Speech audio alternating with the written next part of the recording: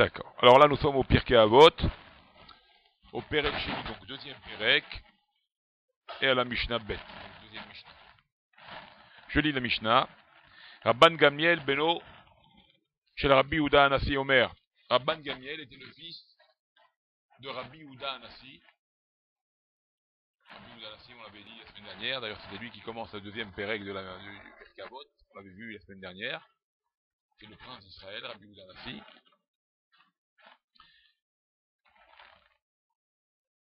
Il était prince d'Israël, on l'a dit.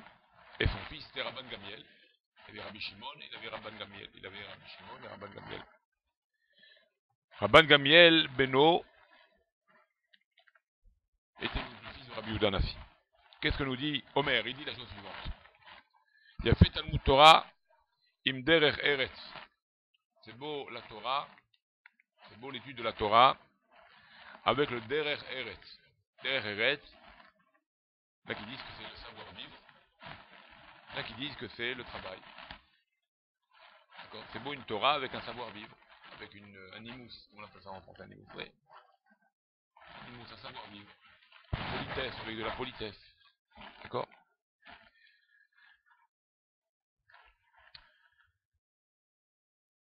Chez Giat Shnehem, il y en a qui disent que derech eretz c'est le travail. Le pshuto, travailler. Donc une Torah avec un travail, c'est bon. Ou bien une Torah avec un derrière un savoir-vivre, avec une politesse, c'est bon. C'est pas une Torah brute. Et tout autour de nous, on écrase les gens. C'est comme ça et c'est tout. C'est bon, mais ça c'est comme ça et c'est tout. Il y a des conditions, c'est un savoir-vivre.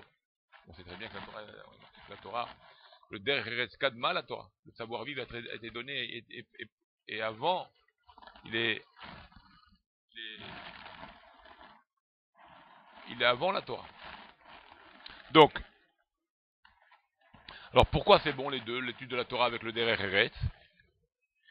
Parce que les deux, chez Giat Shnehem, Mashkachatamot, parce que les efforts dans ces deux choses-là, à la fois l'effort dans l'étude de la Torah, ou l'effort dans un travail, ou l'effort dans l'étude de la Torah avec, ou bien l'effort de faire, d'être poli, d'être avec un savoir-vivre.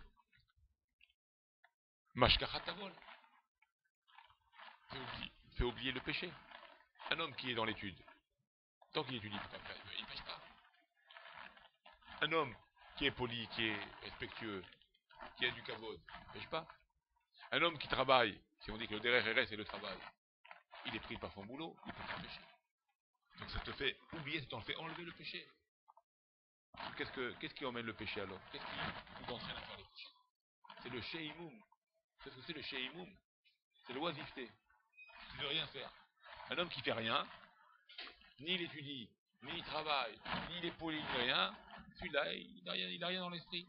Il est vide. Alors il cherche à faire quelque chose. Qu'est-ce que les choses les plus faciles à faire? C'est des bêtises.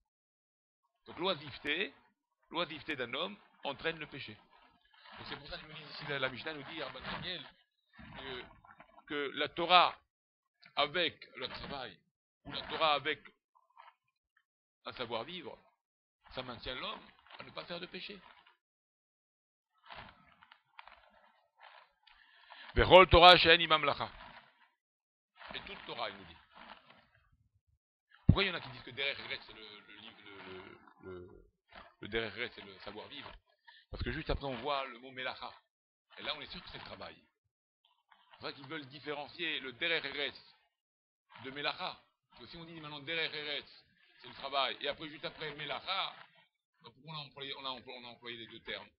On aurait dû tout garder avec le même terme de melacha. Donc c'est pour ça qu'il y en a qui disent que derrière Eretz, ça va sur le savoir-vivre, et la melacha dans la même Mishnah, melacha c'est vraiment le travail, une Torah avec vraiment un travail. Il y en a qui disent non, derrière Eretz c'est aussi le travail, et ils emploient le terme derrière Eretz et le travail. En tous les cas, ici nous dit ici dans donc Rabban Gamiel, Kol Torah she'en ima melacha, toute Torah où il n'y a pas avec un travail, Sofa Betela. La fin de cette Torah-là va s'arrêter. La fin de cette personne-là dans son étude va s'arrêter. Sofa Betela. Donc, la fin de ça, on va aboutir à rien. Begoreret abon. Elle va entraîner le péché. Pourquoi va entraîner le péché? Parce que l'homme, il n'a rien, il n'a pas de parnassa.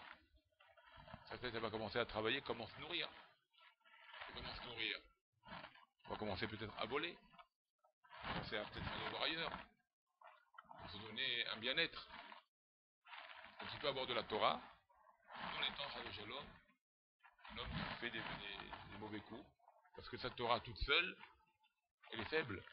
Il lui faut un travail, il lui faut quelque chose qui va le nourrir, qui va le stabiliser dans ce monde matériel. Vous comprenez? Donc il faut un ensemble, une Torah avec un travail, avec quelque chose, avec un équilibre matériel et spirituel.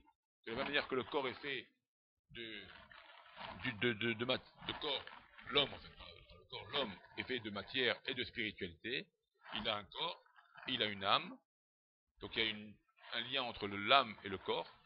Dieu fait fusionner une âme dans quelque chose qui est matériel, qui est a priori paradoxal, mais Dieu les fait ensemble, il les fait vivre ensemble. Donc, il y a l'union entre la matière et la spiritualité. La même chose, une Torah toute seule, donc qui est le côté moral, le côté spirituel, le côté d'esprit, mais sans se stabiliser sur la terre, c'est pas ça. C'est pas ça la Torah. Donc il faut une Torah, mais qui te aussi une stabilité dans la terre, une stabilité matérielle. Et là, tu as l'union parfaite du spirituel et de la matière. Et là, tu peux t'élever énormément. Tu peux arriver. Ils ont tous un travail. Ou ils sont professeurs, ou ils sont chauffeurs, ou il est chouhet, ils ont tous un. Ou il enseigne, il est hazan, où il donne des études, il donne des cours privés pour attraper le niveau scolaire. Ils ont tous quelque chose. Ne croyez pas qu'ils sont 24 heures sur 24. Il n'y a que les tzadikim, que ça c'est des phares, ça c'est des lumières, qu'ils arrivent à concevoir le monde matériel avec le spirituel. Et encore, même les grands tzadikim, c'est Morachi, même on voit dans la Gemara, les tzadikim, c'était des grands tzadikim, qui avaient aussi une parnassa, ils travaillaient quelques heures de travail. Le roi Chaim Akadosh était orfèvre, il travaillait l'or. Il fallait étudier, bien sûr qu'il faut étudier les majorités, ça c'est pas maintenant. Il faut donner toujours la priorité à la Torah. Il a étudié dans le temps d'études était majoritaire au temps de travail, toujours. Et on va le voir dans les prochaines Mishnayot qu'on apprendra, Bezrat Hashem. On va voir que il faut diminuer le temps de travail pour faire plus de temps de Torah, ça c'est sûr. Ça c'est l'idéal. D'accord? C'est-à-dire qu'il nous faut, nous les Juifs, il nous faut une parnassa en peu de temps qui nous apporte beaucoup. Comme ça, on se libère pour l'étude de la Torah. Pour l'étude de la Torah, je dis bien, pas pour faire autre chose, pas pour des bêtises. Donc, si on a un petit job, peu de temps, et qui nous fait gagner beaucoup, c'est l'idéal pour après avoir le temps libre pour étudier la Torah. Pour étudier. Oh, si, elle peut l'aider, mais c'est pas la femme de travailler. Réellement, si on voit d'après les écrits, c'est pas à la femme de donner la part à ça, c'est au mari. Alors, aujourd'hui, on est une nouvelle époque, faible. La femme, elle travaille, elle veut aider son mari, elle veut. Alors, même la part à ça, mais on voit même dans les couples, quand on étudie des choses comme ça, même dans des couples qui sont comme ça, même dans des couples qui veulent attacher où la femme, elle l'aide à faire. Des fois, les Sarah, ils rentrent. Des fois, les Sarah, ils rentrent. Quand la femme, elle sort dehors, elle va travailler, les Sarah, ils rentrent. Elle se voit maintenant avec de l'argent, un gros salaire. Le mari, il gagne un petit collège, même pas 2000 shekels. Elle vient avec 6, 7, 8000 shekels des fois dans des bonnes places. Il va bien se passer quelque chose. Ça peut être dangereux. C'est pour ça que la famille, ils savent depuis la nuit des temps. Une femme, c'est la femme. L'homme, c'est à lui d'emmener la parnassa. Alors maintenant, il est au collège, il dit, débrouille-toi. Au collège, travaille un peu le soir, fais des choses, fais des cours privés, fais Moël, fais son père, fais ce que tu veux, rajoute. À toi de faire le maximum. Vous comprenez? Parce que demain, quand la femme, elle prend le dessus, c'est pas qu'on est là pour faire des histoires, mais quand la femme, elle voit qu'elle emmène quelque chose d'important, et que lui, le mari d'Afon, c'est une chachama, l'intelligence, elle a du savoir, mais personne n'est sûr de soi. Comme lui, la Mishnah, que on est pas sûr de soi, de ne pas se faire avoir par l'Yitzhara. On peut être la plus grande des chachama, la plus grande des femmes qui aiment la Torah. Quand l'Yitzhara, il veut rentrer, il rentre, il peut détruire une maison à cause d'une histoire pareille d'argent. C'est pour ça qu'un homme, il ne doit pas avoir cette faiblesse-là de dire, moi, je suis au collège, j'ai un ami chez elle, et c'est bon, j'apprends, et ma femme est au travail, elle gagne beaucoup. Ça peut créer avec le temps, surtout s'il n'est pas, à la hauteur, même dans la Torah, s'il n'a pas des connaissances dans la Torah, ça va me dire, attends, en plus, il ne connaît pas grand-chose, en plus, il ramène pas d'argent, c'est comme ça qu'on ne sert à rien. Un esprit pareil, j'ai pas dit que c'est bien, attention. L'esprit va comme ça, il va arriver comme ça, il va réfléchir comme ça. Et là, ça va être la catastrophe. C'est pour ça qu'un homme, il doit tout faire, toujours d'être l'homme, dans le sens qu'il doit emmener le maximum de bien à la maison, le maximum de parnassa à la maison, le maximum de Torah à la maison. Afin que la femme, qu'elle aide son mari, elle ne prend pas ça comme maintenant un dessus. Et là, elle est là pour aider son mari à être un couple uni. Et non comme maintenant, c'est moi la maîtresse, et là, les histoires. Et toi, qu'est-ce que tu apportes? Ni ta Torah tu as, ni parnassa tu as. Faire attention à ça, attention à ça. Tous les hamim de l'époque, ils avaient tous une parnassa. Ils étaient tous des gens illustres, des tzadikim, et ils avaient tous une parnassa.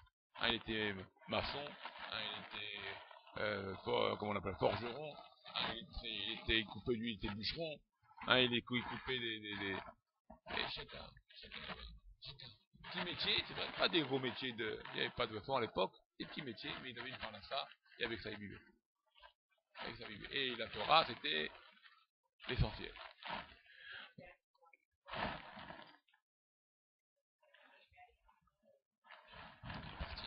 Sa femme, il l'a laissé pendant 24 ans. Ouais, parce qu'il a fait Tchouva à 40 ans. Il était berger. C'est un berger, lui. C'est ça son travail. Après il fallait qu'il apprenne, il Borico. Ouais, pendant 40 ans, il connaissait rien. Et lui-même, il a dit. Sa femme a dit, va, tu m'as promis, c'était les conditions du mariage. Faut que tu vas étudier la Torah. Et après, quand il est devenu le prince d'Israël, il était milliardaire, bien sûr. Bon, ça c'est un. Alors il y a des couples, c'est pas dit maintenant tous. Vous comprenez? Alors nous dit Rabban Gamiel, je termine la Mishnah. Donc, v'chol amelim im hatzibur, yhu imalim imaim leshem shamayim. Shezchut avotam, mesayatam, mesekatam uvedet la'am. Donc tous ceux qui font des efforts avec le tibour, qui encouragent le tibour à s'élever, à augmenter, à faire des mitzvot, à faire du bien, d'accord? En tant que communautaire, on essaye de faire. Alors, kol amelim im hatzibur, yhu amelim imaim leshem shamayim. Alors que ces gens-là soient les Shem Shamaim. Ils fassent tout pour Hachem. Sans intérêt de dire, ah, j'ai fait ça avec cette personne, j'ai fait ça avec cette personne, elle va me donner, elle va me faire, non. Shefrut avotam mesayatan, mesikatam omed et laat. Parce que le fruit des pères va venir en aide. N'attends rien de personne.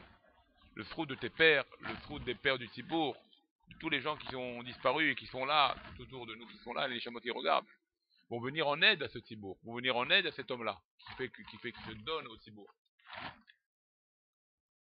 Le Tzidkatam omedet la'am, et leur justice, leur tzidkut, se tiendra à l'éternité à ces gens-là.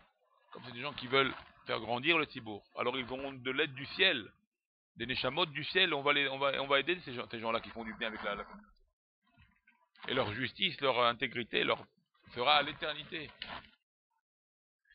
Ve'atem ma'ale ani alechem, sachar harbe kilu asitem. Et moi, Hachem, je vous donnerai le salaire comme si vous avez, vous, fait la chose. Parce qu'en fait, la chose, elle ne vient pas de toi. Elle vient de tous ces âmes-là. C'est par le fruit du Tibour que tu arrives à réussir. Donc le salaire, c'est pas toi, non, c'est pas toi. Tu fais les choses, d'accord. Mais le salaire, c'est pas toi, ta personne. J'ai fait, t'as rien fait. C'est l'aide du Tibour qui t'a donné cette force. Mais Hachem, il est tellement bon avec nous que cette personne qui fait des efforts pour que le Tibour réussisse, par quel mérite? Par les gens du Tibour, il réussit. Alors en fait, il n'a pas de salaire lui encore. Parce qu'il est aidé par les Tibour. Ou bien par les Neshamot du Tibour, il est aidé. Alors quel est son salaire à ce monsieur-là? Il n'a pas de salaire. Il est aidé parce qu'il est soutenu par le Tibour et par les Neshamot d'en haut. Donc en fait, il n'a aucun mérite. Puisqu'il est maintenu par toute la Keïla. Mais Hachem, par sa bonté, il dit, moi je vous donne un salaire. C'est comme si vous avez fait vous-même. Regardez comment Hachem il est bon. C'est réellement, t'as pas de mérite. Le mérite, il est grâce au Tzibour. C'est le Tzibour qui te maintient, c'est le Tzibour qui te fait vivre, c'est le Tzibour qui te fait grandir. Le Tzibour, il est Neshamot du Tzibour. Tous vos pères et vos grands-pères, et tout est Neshamot. D'accord? Alors ce monsieur-là, il tient par le Tzibour. Donc lui, il a rien. Mais Hachem, il dit, non, c'est comme si toi, tu avais fait tout ça. Je vais te donner un salaire, comme tu veux faire progresser tout le monde. C'est ta volonté, ton désir d'élever tout le Tzibour, toute la communauté. C'est ton désir. Alors je vais te donner maintenant un salaire personnel, pour toi uniquement. Comme si tu avais fait tout seul. Oh. Vous voyez comment Hachem il fait. Bien qu'il est soutenu par le Tzibour, Hachem lui donne un salaire privé à lui. Voilà comme ça il termine. Vatem ale ani alechem. Sarah Arbe Kilou, c'était comme si vous avez fait tout seul la chose, vous les gens qui s'occupaient de ça, qui veulent le bien du Tzibour.